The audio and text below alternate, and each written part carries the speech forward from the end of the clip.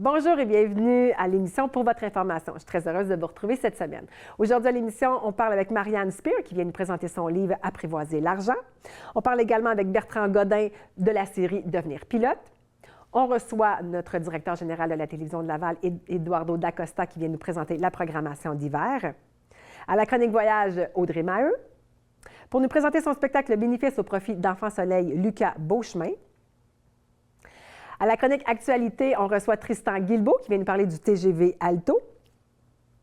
Et pour tout savoir sur les droits d'auteur des photos que vous achetez, Zara Maude est avec nous. À la chronique Cinéma, Nicolas Vincent Poirier. Et pour avoir plus de détails sur l'organisme Canopé, toute la programmation de leurs activités prochainement, Karine Duquette viendra nous en parler. Sur ce, bonne émission.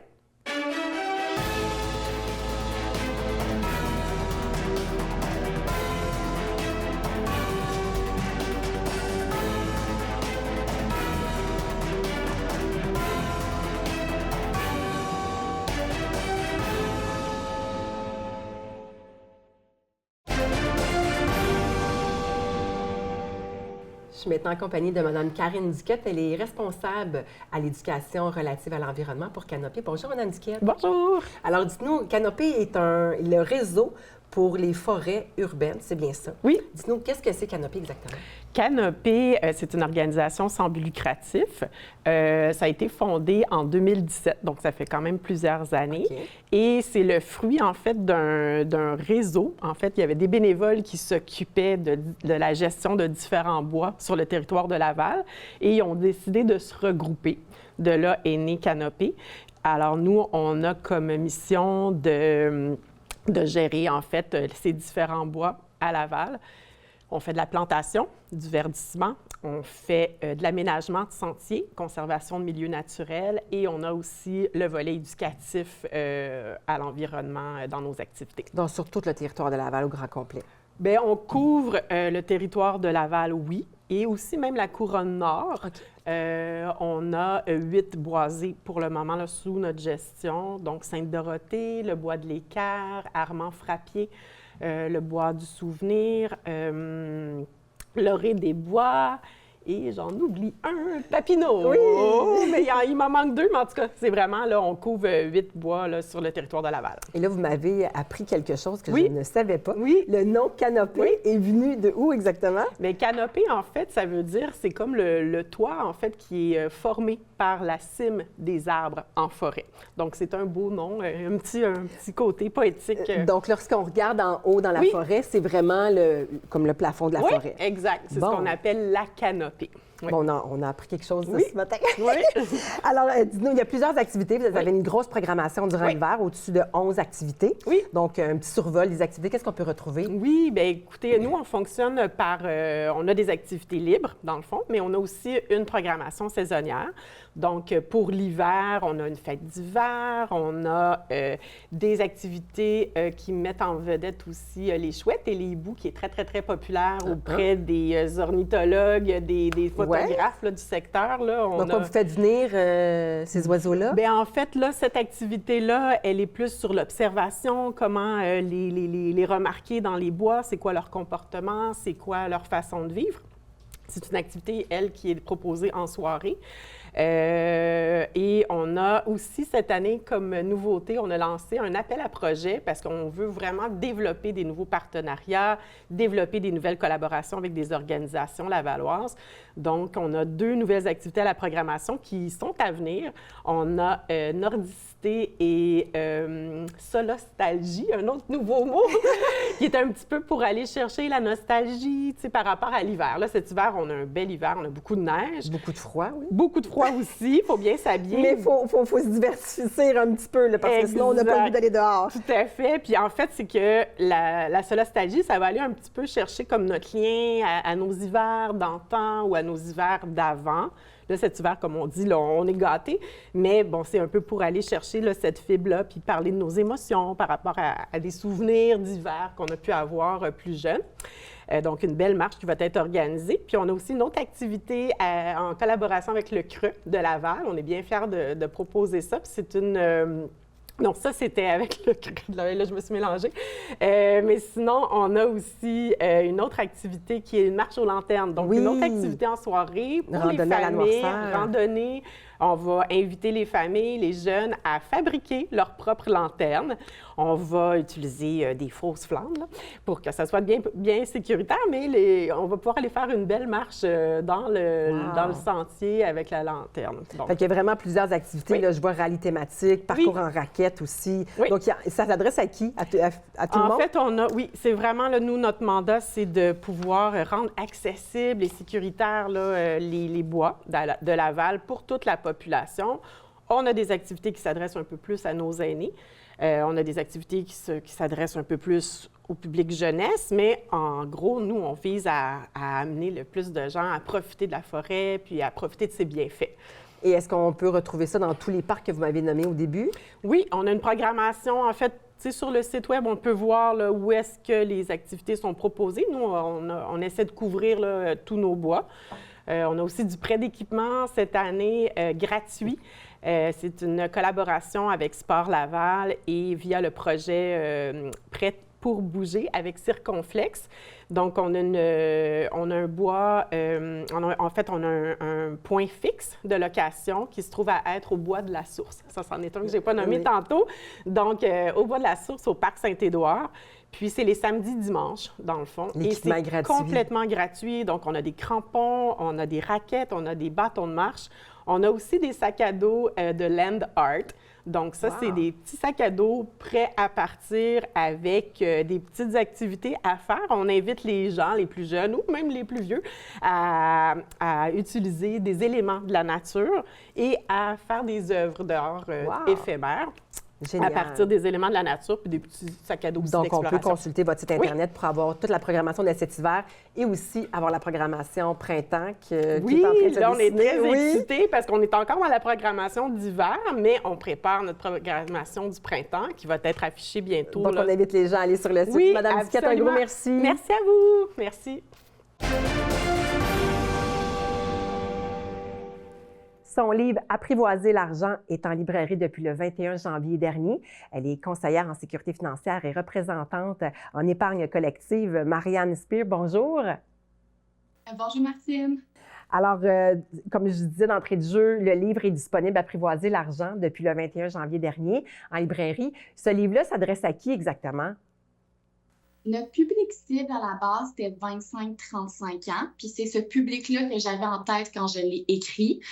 Mais la réponse là, depuis le 21 janvier est quand même assez bonne, peu importe le groupe d'âge, parce qu'il y a vraiment beaucoup de matière. Puis on peut l'interpréter différemment dépendamment on est où dans notre vie. Puis les jeunes en bas de 25 ans, il ne faut pas oublier qu'aujourd'hui, ils ont des cours sur les finances personnelles au secondaire. Fait qu'ils sont déjà beaucoup plus avancés qu'on l'était à leur âge. Puis ils vont être en mesure de comprendre là, les matières qui s'y trouvent. Puis les personnes un peu plus âgées, là, j'ai même des collègues là, près de la retraite, qui ont appris plusieurs choses, notamment au niveau historique, parce qu'on embarque vraiment des petites histoires sur l'argent, ça vient de où, les premières compagnies d'assurance, puis tout le monde trouve ça très intéressant.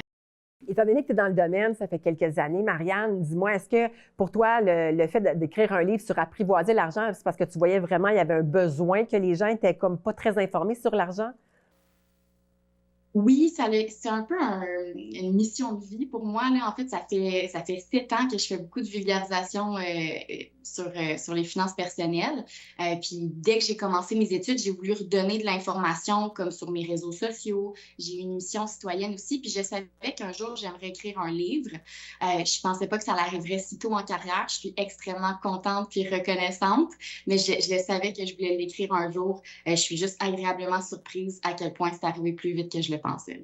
Est-ce que, en gros, on invite les gens à aller se procurer le livre, bien entendu, mais si tu avais comme une phrase ou un mot typique à dire vraiment aux gens, c'est quoi apprivoiser l'argent? Pourquoi ça nous fait si peur que ça, l'argent? Parce qu'il y a quand même beaucoup d'émotifs. Puis il y a beaucoup plus de nuances qu'on le pense. Puis je pense que c'est contradictoire pour le cerveau de se dire, bon, des chiffres, ça devrait être 1 plus 1 égale 2. Mais quand on embarque dans les finances personnelles, il y a toute une part plus émotive. Il y a beaucoup plus de nuances. Puis je pense que le cerveau vient à bugger un petit peu à ce moment-là. Puis il va des fois être confronté à des comportements qu'il n'a pas vraiment envie de s'attarder dessus. C'est quelqu'un qui fait un petit peu d'évitement. Ou peut-être ça va révéler vraiment des angoisses qu'on a par rapport à l'avenir ou des mauvais souvenirs qu'on a déjà eus dans le passé. Fait que je pense que c'est tout pour ces raisons-là qu'on a souvent envie de faire l'autruche, là. Fait que mon mandat, c'était vraiment d'apporter le sujet de façon digeste, agréable. Puis c'est toujours cette mission-là vraiment que je me suis donnée depuis le début que je fais de la vulgarisation. Oui, parce que je pense qu'une fois qu'on a compris le principe de l'argent, on pense qu'on le comprend, mais des fois, d'aller pousser la réflexion un peu plus loin nous fait réaliser peut-être qu'on ne le comprenait peut-être pas correctement. Mais je pense que de l'apprivoiser, ça devient où on peut changer nos habitudes de vie, qui est quand même assez important, là, parce que l'argent, on en a tous besoin pour vivre dans la vie, là. Oui, absolument. Puis je pense que c'est aussi que, tu sais, l'argent, on aimerait que ce soit juste comme quelque chose sur notre to-do list qu'on peut cocher puis ne plus y penser après. Mais la vérité, c'est que la vie nous amène constamment des nouvelles situations qui nous demandent de réviser un petit peu des positions qu'on avait prises, puis c'est normal. Puis je le vois ça tous les jours parce que j'ai des rencontres clients à longueur de journée, puis les gens aimeraient que les choses soient statiques, mais la vérité, c'est qu'un plan financier, notre situation financière, c'est en constante évolution, puis je pense que d'avoir les notions qui se retrouvent dans le livre, bien, ça va comme nous accompagner au courant des différentes décisions qu'on va avoir à prendre dans notre vie, là. Ça va être un bon rappel aussi à aller rechercher des informations à différents moments de notre vie, là, dépendamment de ce qui est le plus pertinent. Là, j'étais avec moi, là, l'experte en argent, là, puis là, j'ai des questions pour toi. Il faut que tu nous aides pour ça. Ton meilleur truc pour se bâtir un budget, ça serait quoi? Qu'est-ce que tu pourrais nous dire? Je pense de ce que je remarque, c'est de le faire en équipe, de le faire à deux. Je pense que ça enlève vraiment beaucoup de blocages mentaux. Fait que de vraiment avoir une personne qui a la grille budgétaire devant elle, puis qui pose la question à l'autre qui est en train de faire son budget. Donc, combien tu payes ton loyer, combien tu payes ton hydro, combien tu payes. Puis là, on le rentre. Puis ça, c'est ce qu'on appelle un budget prévisionnel. Fait que c'est pas réellement ce qui se passe dans la vraie vie. On va dire que tu vas mettre 200 $ en resto, mais peut-être que tu vas en mettre 150. Fait qu'on commence par faire le budget prévisionnel. Puis après, on se base là-dessus pour se bâtir des barèmes pour notre budget réel. Puis ça, notre budget réel, c'est vraiment à tous les jours de suivre nos dépenses. C'est pas tout le monde qui va faire un budget réel. C'est pas tout le monde qui en a besoin non plus. Mais le budget prévisionnel, il est bien important. Puis de le faire en équipe, moi, de ce que j'ai remarqué, c'est le meilleur truc. Génial. De se trouver une personne de confiance avec oui, non, c'est ça, hein? Oui. C'est ça, tu sais, votre conseiller devrait pouvoir le faire, là. Ah, puis si votre conseiller n'offre pas ce service-là, tu sais, moi, c'est quelque chose que j'aime beaucoup faire, mais sinon, il y a des organismes comme Options Consommateurs qui offrent des consultations budgétaires gratuites. On peut aller prendre rendez-vous en ligne, c'est 1 heure, puis on a notre budget prévisionnel de fait, là. Myriam, je te garderai avec moi. J'aurais tellement de questions à te poser encore, mais on invite les gens à se procurer ton livre qui est en librairie, Apprivoiser l'argent. Et sinon, mais les gens peuvent te contacter aussi là, pour avoir des rencontres avec toi pour que justement tu puisses les aider et les orienter. Merci, c'est gentil, Martine. Merci beaucoup, Marianne. Au plaisir. Au revoir.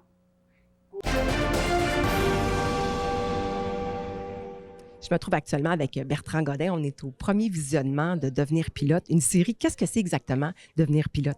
Devenir pilote, c'est vraiment une série qui met en valeur les jeunes qui osent s'inscrire dans un camp de sélection. Donc, il y a 50 jeunes qui s'inscrivent pour l'obtention d'un volant pour faire une saison complète en karting, je dirais, professionnel avec l'équipe de SH Karting. Et c'est vraiment tout un défi. Et après ça, on suit celui ou celle qui a remporté, qui fait en sorte qu'on voit tous les défis là, que peut représenter une première saison. La gestion de la technique, bien entendu, parce qu'il y a un bel encadrement de la part de l'équipe de SH Karting qui suit notre gagnant. Et puis aussi, tout ce qui est facteur humain. Il y a beaucoup de facteurs humains là-dedans. Et ce qu'on veut démontrer, c'est qu'une bonne performance ne donne pas toujours un bon résultat. Surtout quand tu commences où tu as tout à apprendre et qu'il faut gérer la pression. Souvent, qu'on se met face aux résultats. Donc, malgré le fait qu'il arrive toutes sortes de choses, le plus important, c'est toujours le prochain virage et de pouvoir choisir les bonnes trajectoires pour pouvoir le négocier, autant au propre qu'au figuré. Tout à fait. Moi, j'étais agréablement surpris. C'est quand même des jeunes de 10 à 13 ans qui ont jamais fait ça avant. Non, exactement. Donc, c'est cette passion qui les anime, qui viennent dans le camp de sélection. Et même s'il y en a juste un qui est choisi, tous ces jeunes-là repartent avec un bagage d'expérience et on ose espérer que ces jeunes-là vont oser se donner une deuxième chance parce que souvent, c'est pas dans la victoire qu'on apprend le plus, c'est lorsqu'on vit des fois ce qu'on appelle des défaites. Mais comme je dis aux jeunes, on ne fait pas des erreurs, on vit des expériences qui nous amènent à être meilleurs. Oui, justement, tu agis comme mentor dans la série. Quel a été, on voit certains moments où est-ce que c'est très émotif, c'est très éprouvant pour certains qui ont des épreuves à traverser. Quel était le moment pour toi le plus, que tu retiens le plus, émouvant? Parce que j'imagine qu'il y en a eu quelques-uns. Oui, c'est certain que je trouvais ça très émouvant quand on fait le camp de sélection, puis qu'il y en a qui, malheureusement, sortent de pistes et sont très émotifs parce que, vous savez, quand on vit une course puis ça va mal, on se dit « Ah, il y a une autre course ». Mais là, le prix était quand même très grand. De gagner un encadrement, puis c'est ça qui est vraiment important, d'avoir une équipe autour, des gens qui nous supportent, qui payent les factures aussi. Il ne faut pas se le cacher, c'est pas un sport qui est facile sur le plan financier. Ça m'arrachait le cœur parce que j'ai passé par là. Mais j'ai fait un volant comme ça en Europe où j'étais certain de gagner. J'ai fini deuxième et ça a été mon premier cours d'humilité là-dedans. De l'humilité, ça en prend. Et puis, de voir ces jeunes-là, j'étais juste là, puis je me disais, oh, j'espère qu'il va se donner une deuxième chance, qu'il va quand même continuer, persévérer. La persévérance est essentielle, peu importe le sport qu'on fait. Oui, c'est la clé, vraiment, je pense, de ce sport-là, parce que c'est relativement très, très compétitif. Bien, c'est ça, le karting, tout le monde a le matériel compétitif. Donc, à mon époque, il y avait 4-5 pilotes, mais maintenant, c'est 15 pilotes là, qui sont extrêmement compétitifs. Et aussi, les pilotes se développent davantage qu'à notre époque. À notre époque, on avait juste 2 capteurs, nos 2 fesses. Et là, ouais, je pense que je l'ai bien pris, le virage. Là, aujourd'hui, on le voit dans l'émission. Il y a Max qui est avec notre gagnant qui décortique les vidéos. Il y a de l'acquisition de données où on est capable de savoir quelle vitesse il était dans le virage, quelle trajectoire, combien de degrés a tourné le volant. Donc, toutes sortes d'éléments qui font en sorte qu'on est en mesure de mieux comprendre le pilotage et toujours, parce que le plus beau dépassement, c'est de se dépasser soi-même. Il y avait quand même des filles. J'étais agréablement surprise de voir la participation des filles. Oui, il n'y en a pas assez. Là, les filles, venez-vous-en, parce que vous avez du talent. Et moi, j'ai vu des filles extraordinaires. Et on a des filles qui sont très inspirantes. Je prends par exemple Valérie Limoges. Donc, c'est ça. Ça prend des gens qui inspirent. Et c'est ça qu'on veut aussi que la série Devenir pilote puisse emmener des jeunes qui vont se dire « Hey, ben oui, si lui, il l'a fait, moi aussi, je suis capable de le faire. » Et c'est ça qu'on veut. Alors là, si tu invites les gens à venir, ça veut-tu dire qu'on peut s'attendre, après les 5 épisodes, d'avoir une suite? Oh, j'aimerais ça. J'aimerais ça.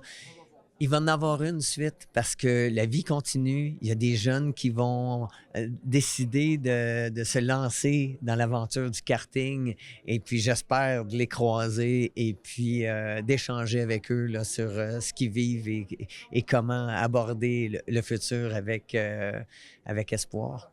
Bertrand, merci beaucoup et longue vie à la série Devenir pilote. C'est gentil.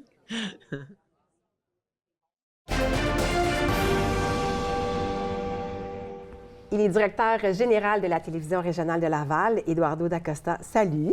Martine, bonjour. Ça fait plaisir de te recevoir, Eduardo. C'est le fun, hein? On va parler de la saison hiver-printemps. Oui. Donc, plusieurs nouveautés. On va commencer avec mon émission préférée, pour votre information. Mon émission. Absolument.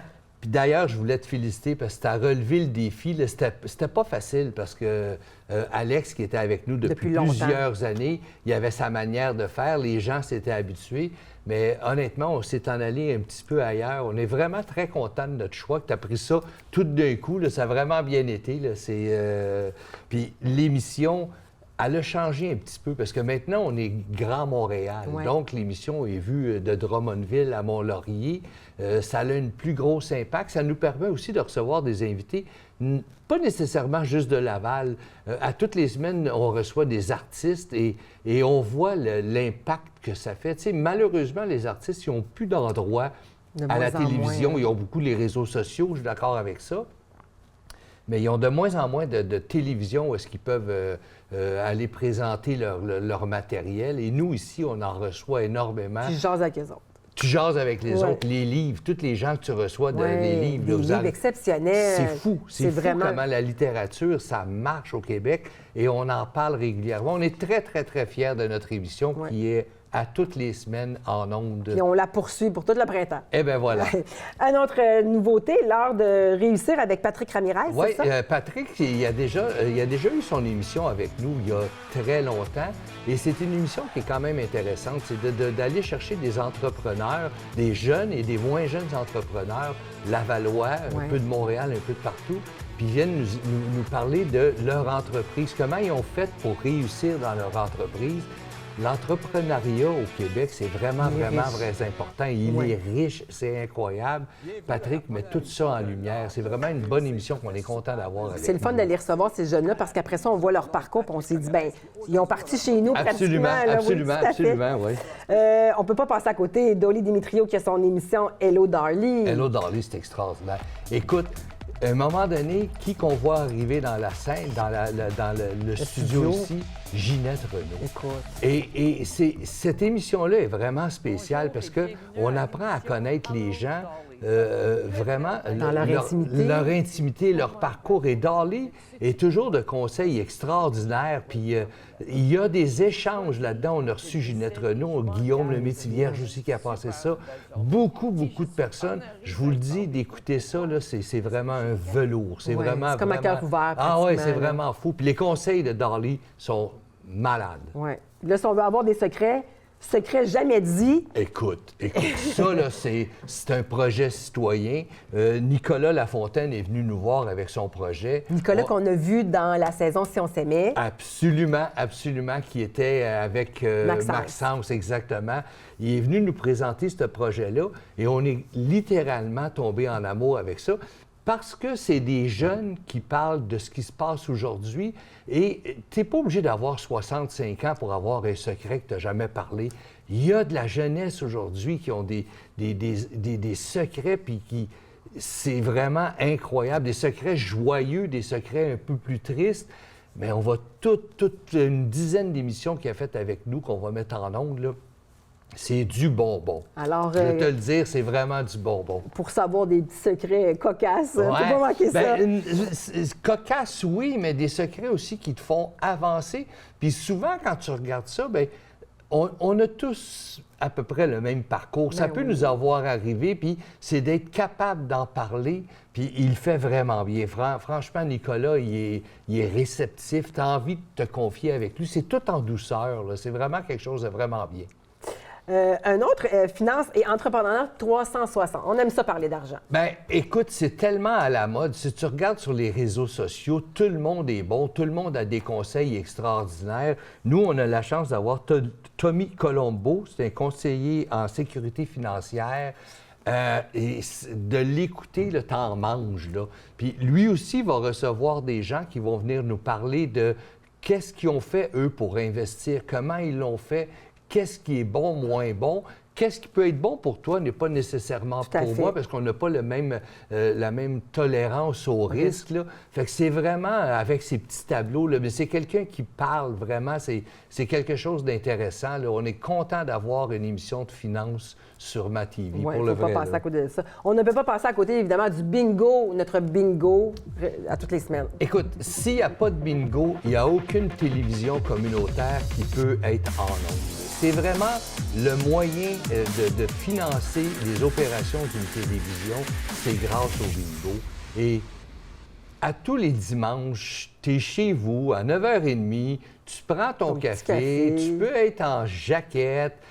La semaine, tu as acheté toutes tes cartes dans les dépanneurs. Puis c'est facile. C'est dans les dépanneurs de Laval. C'est tous les dépanneurs de Laval. Tu vas sur le site Internet de TVRL. Tout est bien indiqué. Tu as tous les points de vente. Je pense qu'il y a un peu plus de 40 points de vente à Laval. Là. Et c'est ce qui nous permet vraiment d'avoir des fonds, de continuer, qui nous permet d'avoir des émissions comme on est après faire. On a vraiment besoin de notre bingo. C'est quelque chose qui est primordial pour toutes les télévisions communautaires. Et rapidement, Eduardo, en terminant, on peut bouger aussi avec Isabelle de Dominique Roux. Isabelle, ça fait tellement d'années qu'elle est ici. On n'est pas capable de la suivre, mais c'est incroyable. On essaye de la suivre, mais c'est une émission qui joue à tous les jours, du lundi au vendredi, est en ondes.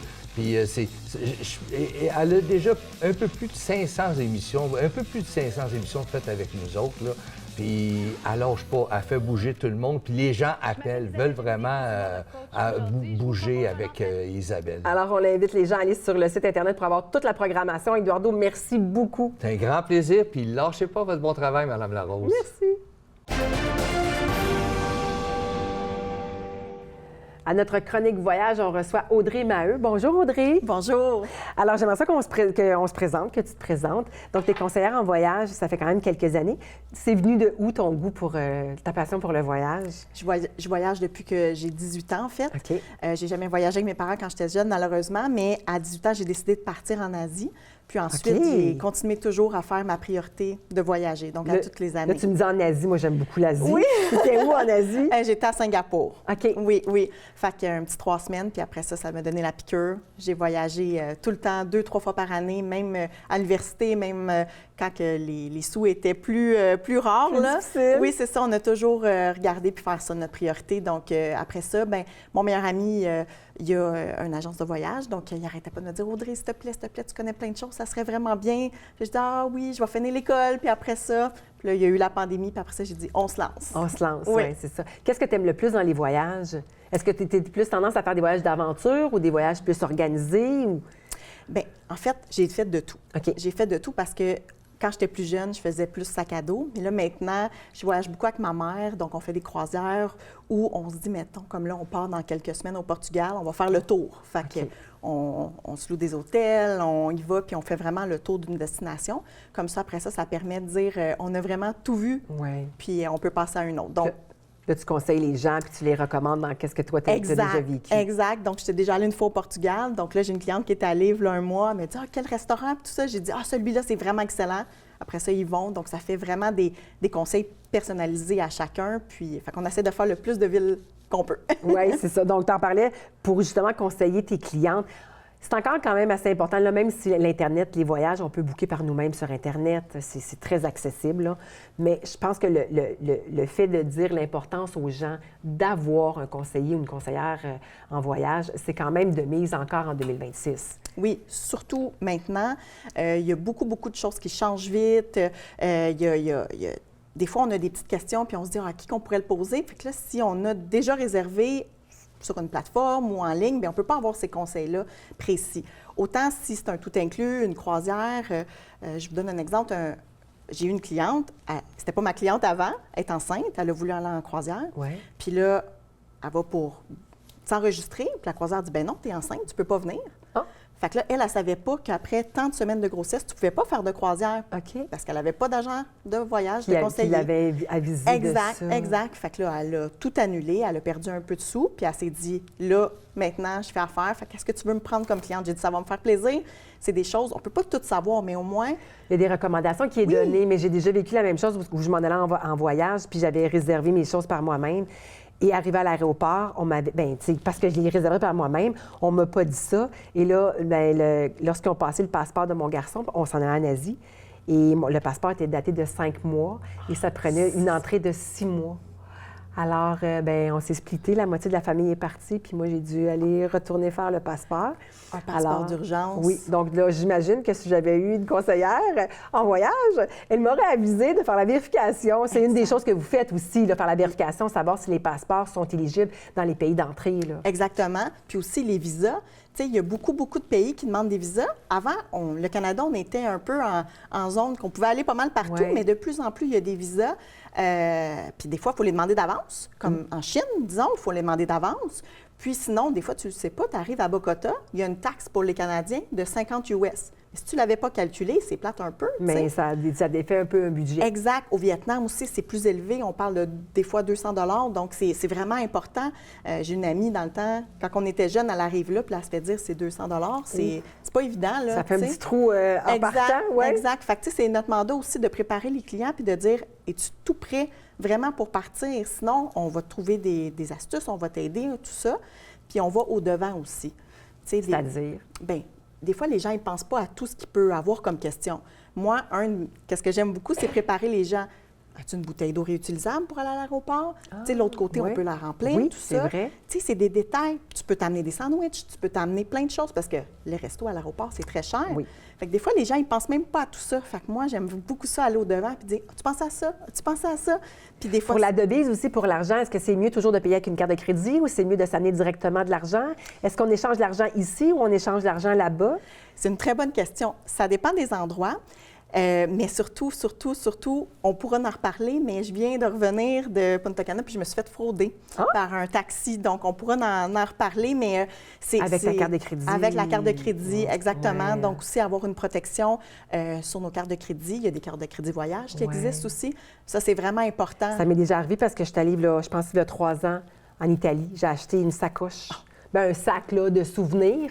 Puis ce magasin-là me chargeait 15 $ à tous les mois sur ma carte. Non. Oui. Fait que, ben lui, c'est ça. Ben, les cartes de crédit, souvent, sont prises, hein, puis, tu sais, ils font ce qu'ils veulent avec. Exactement. Mais oui, c'est ça. Exactement. On fera une chronique directement là-dessus. Il y en a vraiment beaucoup, toutes sortes. Parce qu'on parle justement de tes conseils, mais il y a aussi, c'est important de dire aux gens que c'est possible d'avoir aussi, de se bâtir un voyage sur mesure. Tu fais ça, toi. Exactement. Pour plusieurs clientes. Ma dernière cliente est allée à Vienne, donc elle m'a dit, je vais aller là avec ma mère. On voudrait faire une partie de ville, une partie en campagne, tout ça. Qu'est-ce que tu peux m'organiser? Fait que je lui ai organisé de A à Z son départ de Québec en avion, rendu là-bas les hôtels, la location de voiture, les hébergements aussi à des endroits stratégiques.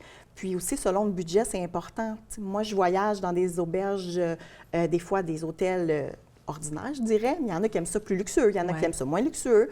Quand je voyage avec ma mère, bien, on fait un petit coche au-dessus. Si je voyage avec mon conjoint, bien, on le sait qu'est-ce qu'on aime, que c'est pas grave si on n'a pas de balcon, on n'a pas la vue sur l'océan, des choses comme ça.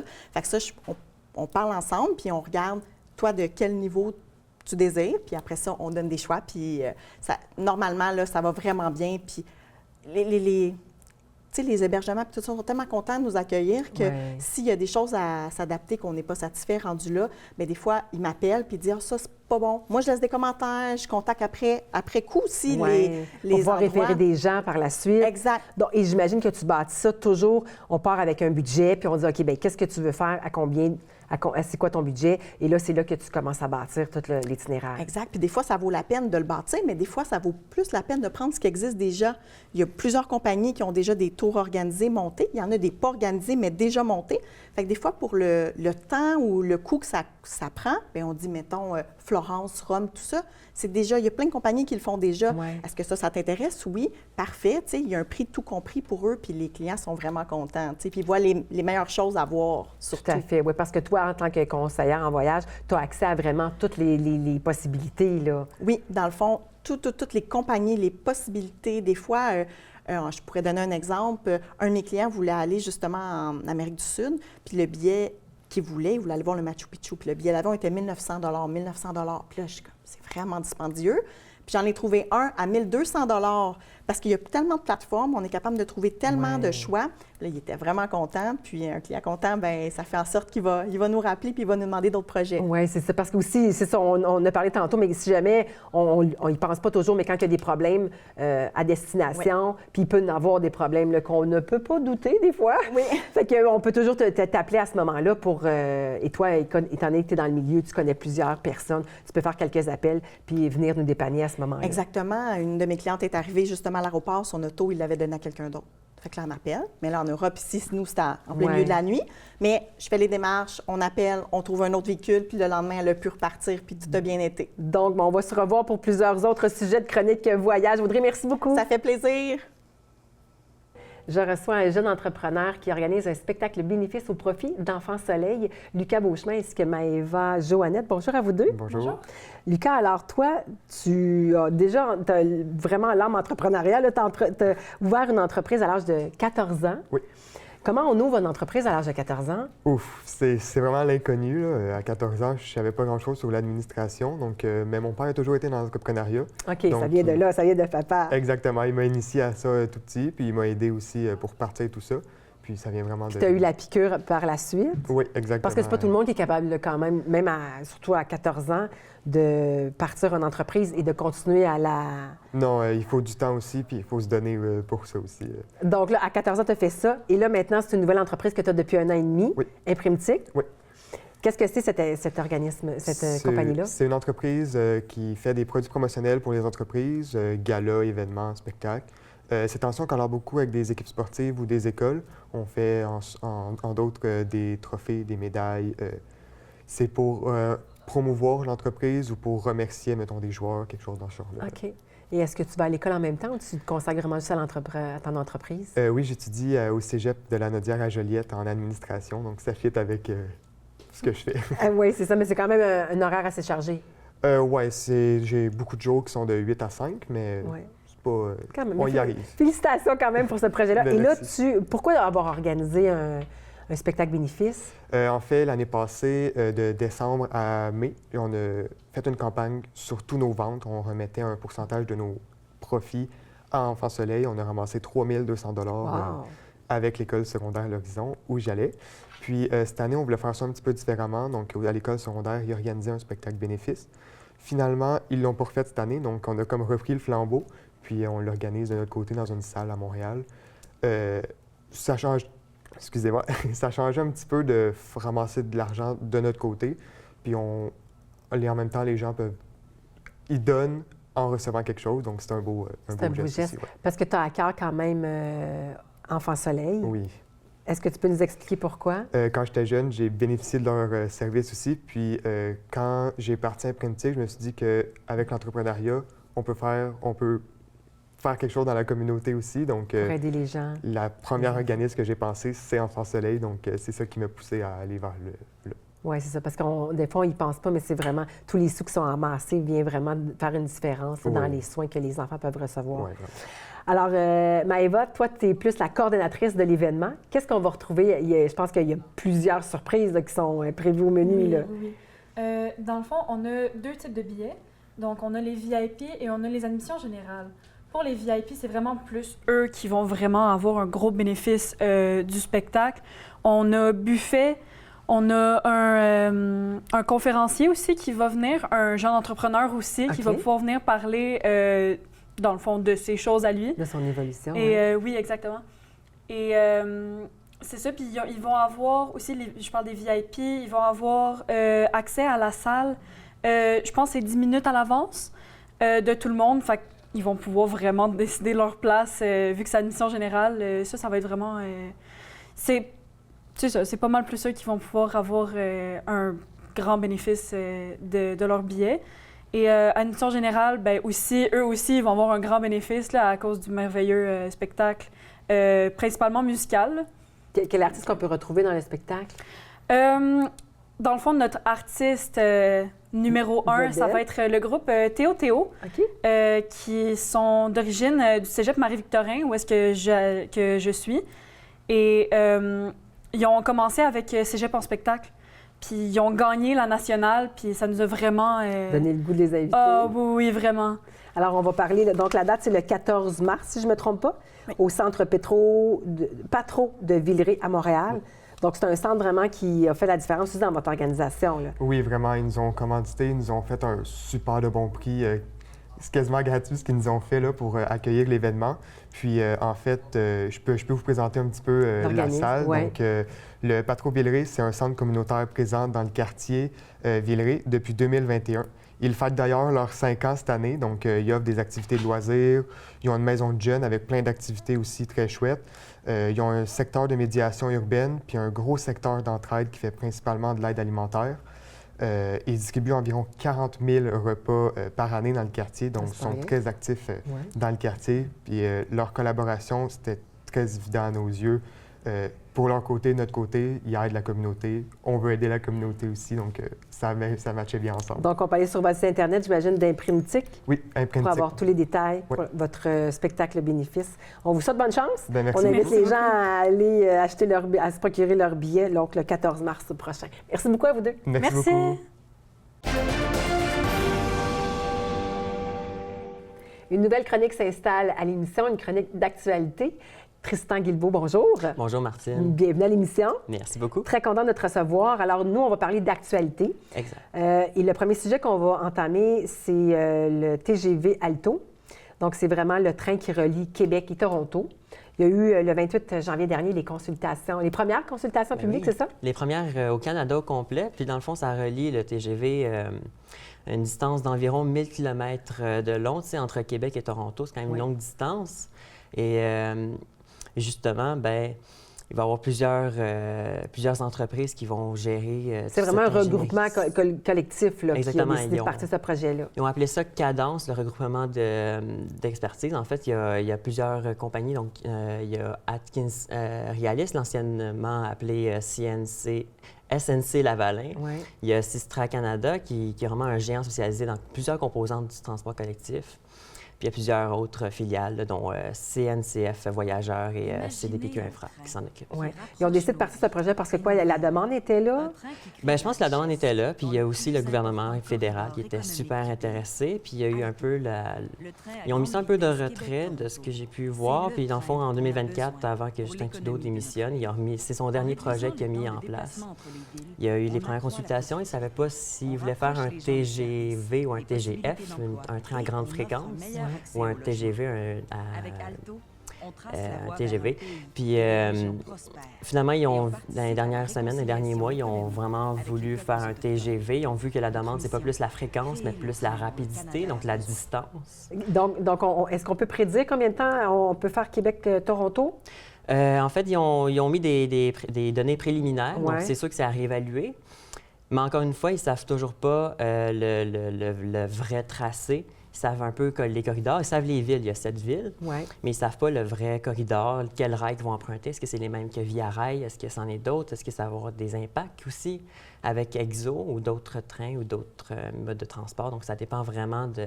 Donc, ils sont en train de plancher sur le projet vraiment durant tout 2026 et je pense que c'est plus à la fin de l'année qu'on va avoir plus une bonne idée du projet. Vers la fin de l'année, ils vont savoir un peu plus où est-ce qu'ils vont être situés, les gares aussi, ou du moins quels rails, où est-ce qu'ils vont être les rails en tant que tels.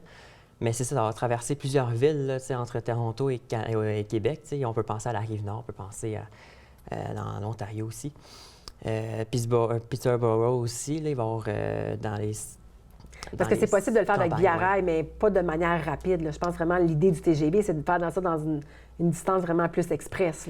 Bien oui, c'est ça. Le but, c'est vraiment d'aller le plus vite possible. De Toronto à Montréal, on sait que c'est une très longue distance. Là. C'est quoi, 5 heures, 6 heures? En auto, oui, c'est atroce. Oui, quand tu frappes du trafic en plus, là, exactement. Moi, je suis déjà allée à Toronto en 7h30. Là. 7h30, bon. C'est une bonne journée, là. Le trafic était là. Oui. Mais là, avec le transport collectif, avec le TGV, il n'y aura pas de trafic. Ça va vraiment des rails juste pour eux. Ouais. Du moins, c'est qu'est-ce qu'ils souhaitent. Mais encore là, c'est les coûts, le budget, ça va être vraiment un des enjeux. Puis c'est vraiment... Donc, c'est pour ça l'importance des consultations publiques. C'est-à-dire que les gens peuvent aller poser des questions, mais ils peuvent aussi donner leur feedback. Eux autres, ils voient ça comment, là? Bien, c'est ça. Là, en fait, j'ai pas vraiment pu être là à la consultation publique, mais les consultations publiques, en fait, Laval a été la première ville. Ça a été comme le lancement a été à Laval. Puis, dans le fond, c'est ça qu'il va y avoir plusieurs consultations publiques jusqu'au mois de mars. Puis la raison pour laquelle j'en parle aujourd'hui, c'est justement à cause de ça, les consultations publiques. Puis il y a toujours possibilité d'aller aussi dans les visioconférences. Il y a des visioconférences de temps en temps. De temps à autre, il est possible de s'inscrire et de participer à ces visioconférences-là. Puis là, c'est plus général. Un peu tout le monde peut autant aller chercher de l'information que d'aller poser des questions ou en donner aussi leurs préoccupations, comment eux voient ça. Donc, je pense que c'est important, un projet de cette envergure-là, parce que, disons-le, là, c'est un projet quand même qui va débuter en 2029. Oui, 2029. On n'a pas encore les détails, c'est sûr, mais en 2029, ça serait peut-être les premières pelletées de terre, selon le Martin Imbeau, le PDG d'Alto. Mais ça prendrait plusieurs années, qui a dit, ça serait dans une récente entrevue, là, ça serait entre 6, 7 ou 8 ans, peut-être la première. C'est quand même un gros projet, oui, c'est ça. C'est ça. Puis ça serait pas de Toronto à Québec, mais ça serait vraiment la première phase. Donc, ça serait entre Laval et Ottawa. Okay, exactement. Ça serait le gros corridor. C'est ça, on invite les gens à vraiment... Comme ça, c'est quand même un gros projet, mais c'est important d'avoir l'opinion du public pour justement bien bâtir le projet. Et en terminant, je voudrais que tu nous dises, parce que moi, je me demandais, le TGV Alto, c'est quoi Alto? Pourquoi Alto? Pourquoi le nom Alto? Ouais. Bien, effectivement, ça peut porter un peu la curiosité. Hein? Ça suscite la curiosité. Donc, Alto, c'est les 2 premières lettres AL, donc pour Montréal, les 2 dernières lettres de Montréal, et les 2 premières lettres de Toronto. Donc, Montréal, Toronto, Alto. Bon, mais génial. Pour ça. Alors, un gros merci, Tristan. Merci beaucoup. Puis si jamais ils veulent, si vous voulez m'écrire, je suis toujours disponible sur mon courriel, il va être affiché, tristanguilbeault.journaliste@gmail.com pour plus d'informations. Puis on peut toujours contacter des recommandations. Merci, Tristan. Merci beaucoup. On reçoit notre photographe préféré, Sarah Maud. Salut. Salut, ça va bien? Oui, ça va bien, merci toi. Oui, ça va, je te remercie dans le jus un peu. Très occupée, oui, c'est ça. À la course. Des photos un peu partout. Ben, j'ai pas eu le temps de me préparer aujourd'hui pour toi, je suis désolée. On parle des droits d'auteur aujourd'hui. Oui, c'est Donc, lorsqu'on achète une photo d'un photographe, on a l'impression qu'on peut faire vraiment ce qu'on veut avec la photo. Je pense que c'est pas la situation nécessairement réelle, hein? Non, c'est ça. En fait, les gens ont l'impression qu'ils peuvent vraiment recadrer, retoucher, se mettre des filtres, les mettre en noir et blanc, alors que ce n'est pas le cas généralement. C'est-à-dire que, donc toi, en tant que photographe, tu prends la photo, donc tu la vends. Mettons, tu me la vends. Oui. Donc, moi, j'ai la photo. Oui. C'est-à-dire que j'achète la photo telle qu'elle. Donc, je ne peux pas me permettre de faire ce que je veux avec la photo. Bien, c'est un peu comme si tu achetais une œuvre d'artiste, de peintre, et que tu décidais de colorier dessus, puis de faire « Ah, c'est son œuvre à lui. » Non, c'est plus son œuvre à lui ou à elle. Donc, c'est un peu le même principe avec la photographie. En fait, tu achètes le support numérique, c'est-à-dire, parce que maintenant, on est en numérique, mais ça pourrait être un papier, un print.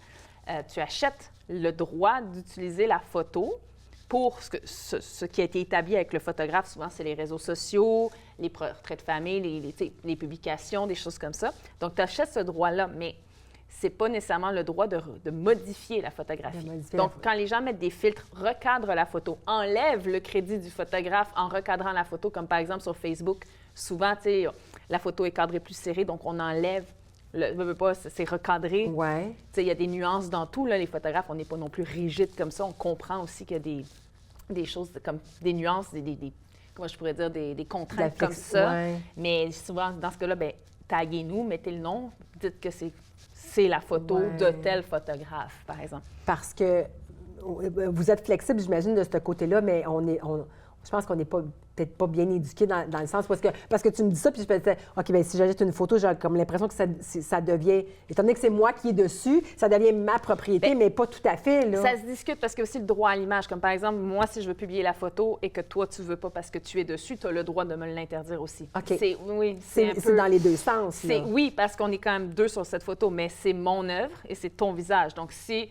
Là, on fait une photo avec toi. Hein? Donc, par exemple, je te dis, je te fais une belle photo en noir et blanc et tout. Tu l'aimes, parfait, tu peux la partager sur les réseaux sociaux. Tu mets mon crédit photo, tu ne retouches pas la photo, tu ne mets pas du filtre par-dessus, tu n'utilises pas l'intelligence artificielle par-dessus, tu la laisses telle qu'elle. Ouais. C'est tout. Oui, c'est ça. On n'a pas le réflexe nécessairement parce qu'on pense qu'on est dessus. Qu'est-ce que ça... Bien, j'imagine que c'est important de voir le crédit photo pour que, justement, ça revienne à toi, parce qu'on sache que ça vient de toi, la photo? Bien, oui. Je veux dire, c'est pas parce qu'on fait un tapis rouge puis c'est moins artistique ou qu'on fait un beau portrait artistique que c'est pas moins l'œuvre d'un photographe. Donc, oui, en effet, il y a une désinformation, il y a un manque d'éducation par rapport à qu'est-ce qu'une œuvre photographique. En plus, on a tellement l'impression avec nos cellulaires maintenant qu'on peut faire n'importe quoi avec nos photos. Or, c'est des appareils comme G coûtent très cher. Donc, on a besoin que nos noms circulent, on a besoin que nos styles se reconnaissent aussi. Plus les gens partagent nos noms, nos crédits, plus les styles qu'on a. On a tous un style individuel, les photographes, un œil, une griffe. Donc, on a besoin que cette griffe voyage avec le nom en dessous, étant donné qu'on ne signe pas nos photos ou nos œuvres. Je pense que tu l'as bien dit tantôt, là, on ne fait pas la comparaison, mais la comparaison que tu as faite, elle est très bonne. Est-ce qu'on modifie une œuvre d'art? Non. Mais pour toi, ton œuvre d'art, c'est ta photo. Là. Donc, je pense que c'est important que les gens... Que ce soit une œuvre d'art ou pas, dès que ça sort de mon appareil photo, dans chaque appareil photo, on travaille en fichier RAW, c'est-à-dire les fichiers bruts, la majorité des photographes en tout cas, et nos noms, nos tags, nos noms sont inclus dans les métadonnées de la photo. Donc, même si on clique sur la photo, on va voir qui est le photographe. Sauf que sur Instagram, Facebook, on n'a pas accès à ces informations-là, mais l'origine d'une photo est toujours retraçable de par le nom qui est rentré dans la caméra quand on fait la photo. Donc, c'est important de le faire partager puis de montrer des choses comme ça. Encore moins si on ajoute une photo puis on décide de la revendre. Alors oui. J'imagine que là, on va à l'extrême, là. Tu sais, en fait, tout est une question de communication. Oui. Tu as une photo, par exemple, moi, je donne des photos, je les donne. Parce que, par exemple, je les donne gracieusement aux artistes, par exemple, que je prends en photo, parce que c'est ma façon d'encourager un peu les jeunes artistes qui sortent de la relève et tout ça, parce qu'ils ont besoin d'un ou deux de photos pour leur portfolio et tout ça. Je leur offre, ça me fait plaisir. Je leur dis, regarde, juste mets mon crédit photo, ça va être correct, je te l'offre. J'en offre pas 20 000, j'en offre une, tu sais. Mais au moins, ça leur donne un peu de visibilité. Mais en même temps, c'est ça, on est parlable, on est discutable, on est flexible dans nos possibilités. Généralement, on va dire, on prend là puis fais ce que tu veux avec.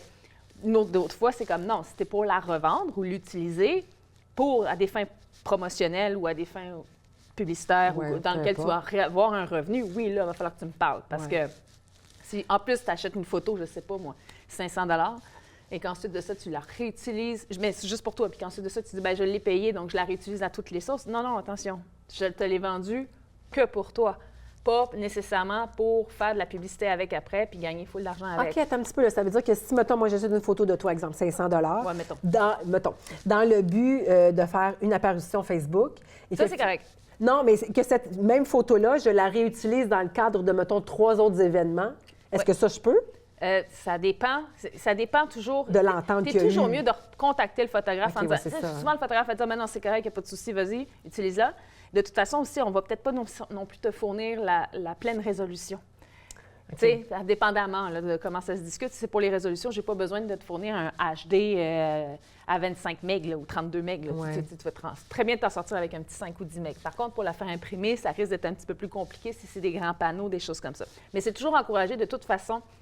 Réécrire au photographe, on va être content de vous entendre puis de vous revoir. Puis 2, en plus de ça, après ça, ça va faire comme OK, je voudrais l'utiliser, c'est-tu correct? Toi, oui. Généralement, on va faire oui, c'est correct. Il y en a d'autres qui vont faire non, mais là, j'aimerais une petite compensation si c'est possible parce que, je t'avais fait un rabais pour sur le shoot, la gna c'est votre travail. C'est de respecter votre travail, tout simplement. Tu parles pas à un avocat, tu parles à un photographe, à un artiste généralement. Donc, lui, il n'est pas by the book tout le temps. Je dis pas que les avocats sont tout le temps by the book, mais ils connaissent bien les lois. Les photographes, nous, on est comme, ouais, écoute, quand on y va, en tout cas, moi, je peux pas parler pour tous les photographes, mais moi, j'y vais beaucoup avec où en est la personne aussi. Mais vous avez des côtés légaux quand même quand vous voyez que ça dépasse les normes. Là. Mais souvent, j'ai écrit. Moi, je sais que j'ai une grosse engueulade une seule fois en presque 20 ans de carrière, une seule fois avec une artiste qui, elle, ne voulait absolument pas que je sorte les photos plus tôt qu'elle voulait les sortir, par exemple.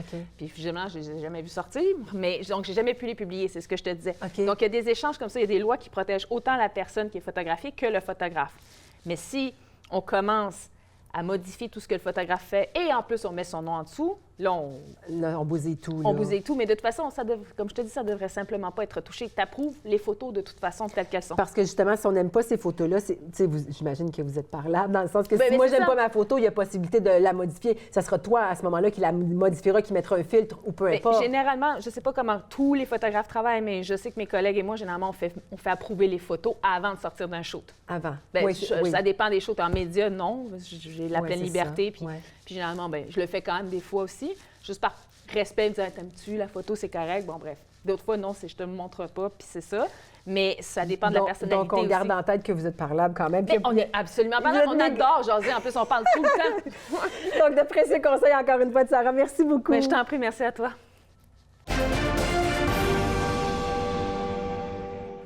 Bonjour, je m'appelle Nicolas Vincent Poirier. Moi, personnellement, quand je regarde un film Netflix qui est produit par Netflix, la plupart du temps, je suis déçu. Mais pas aujourd'hui et pas dans ce cas-ci et pas avec le film The Rip. Le film avec Matt Damon et Ben Affleck qui est sorti le 16 janvier sur Netflix. Et vraiment, ça a été un coup de cœur pour moi jusqu'à date. Là, je le sais que l'année vient juste de commencer. Mais pour un film Netflix, il est excellent et je vous le conseille. Et pour ceux qui ne sauraient pas qu'est-ce que c'est, eh bien, c'est une escouade spéciale anti-drogue à Miami. Et ils s'en vont dans une maison. Ils ont eu un appel comme quoi que dans la maison, il y aurait de la drogue et de l'argent et plein d'autres choses. Et ils débarquent dans la maison et ils découvrent dans les murs 20 millions de dollars. Le problème, c'est que cette escouade-là, c'est un peu... ils sont arrivés là un petit peu en douce. Ils ont averti personne, aucun de leurs supérieurs. Donc, ils sont dans cette maison-là. Ils reçoivent un appel anonyme quand ils sont à la maison. Et là, la personne au téléphone leur dit, écoutez, prenez l'argent, prenez ce que vous voulez, votre cote, et allez-vous-en. Et là, ils se disent, OK, le cartel sait qu'on est là, mais est-ce qu'il y a peut-être quelqu'un parmi nous qui voudrait nous trahir? Et là, c'est un huis clos, et vraiment, on a cette tension-là tout le long du film, et c'est basé sur un fait vécu. Oui, c'est le réalisateur du film, Joe Carnahan, un de ses amis, Chris Cassiano, et bien lui, c'est un des membres de cette équipe-là, justement, et en 2016, lui, il est entré dans une maison où ils ont découvert justement 20 millions de dollars. Ça, c'est la partie vraie, parce que quand on dit qu'un film est basé sur un fait vécu, souvent, c'est une toute petite partie de ce film-là. Et, bien, quand Joe Carnahan, le réalisateur, s'est fait raconter ça par son ami, bien là, il a écrit l'histoire, il n'a pas fini le scénario, et là, il a décidé d'aller voir Ben Affleck et Matt Damon, qui ont une compagnie de production depuis 2022. Et là, il leur a demandé, regardez, j'ai ce scénario-là. Et là, eux ont accepté tout de suite de le produire. Et là, les deux ont demandé à Joe Carnahan, mais Joe, qui est-ce que tu verrais comme personnage principal? Parce qu'il y en a deux qui sont principaux dans le film. Et tout de suite, Joe Carnahan m'a dit, c'est vous deux. Depuis le début, j'ai écrit ça et c'était vous deux. Donc, vraiment, Joe Carnahan a trouvé les deux comédiens parfaits pour ce rôle-là. Et en entrevue, Matt Damon a expliqué que ce film-là est basé un petit peu sur la formule Netflix. Bon, entre autres, il faut une scène d'action dans les 5 premières minutes. Et également, il faut répéter à plusieurs reprises, 3, 4 fois. Il ne faut pas avoir peur de répéter l'intrigue parce que les gens, ils sont sur leur téléphone et des fois, ils ne s'en rappellent plus. On est distrait souvent quand on regarde Netflix. Et là, moi, ce que je dis à ça, c'est ce qu'il ne faut pas oublier, c'est que toutes les séries et les films que vous avez regardés dans votre vie, eh bien, c'est basé sur une formule. C'est quoi la différence avec Netflix? C'est que Netflix, c'est une nouvelle formule, c'est juste ça, mais il n'y a pas de surprise à avoir là-dedans. Comment est-ce que cette formule-là va se développer avec le temps? Reste à savoir, on ne le sait pas, mais c'est pas mieux ou pas pire que n'importe quelle autre formule. Et même qu'à la limite, je trouve qu'il y a sûrement plus de liberté avec Netflix.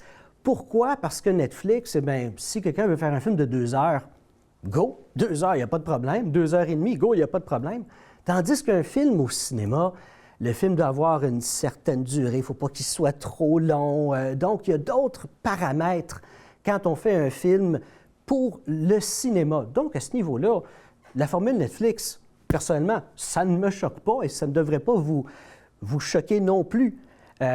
Et pour tous ceux qui ont aimé ce film-là, je vous conseille fortement d'autres films de Joe Carnahan, comme le Stretch, qui a été fait en 2014. Joe Carnahan, c'est un réalisateur de films d'action.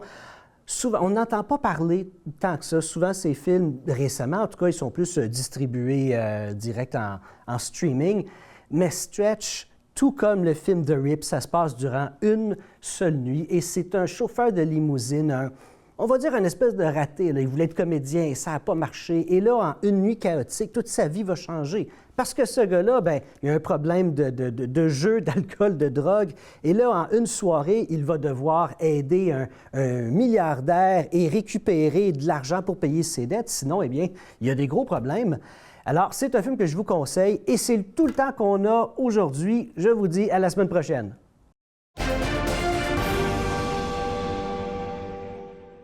Et voilà, c'est déjà tout pour cette semaine. J'espère que le contenu vous a plu. Un gros merci d'avoir été des nôtres. Pour tout le rattrapage de nos émissions, on vous invite à aller sur notre chaîne YouTube. Un gros merci à toute l'équipe. Clotaire, Yannick ainsi que Daniel à la caméra, Alain à la réalisation et Sophie à la coordination. Sur ça, on vous souhaite de passer une excellente semaine et on se retrouve la semaine prochaine.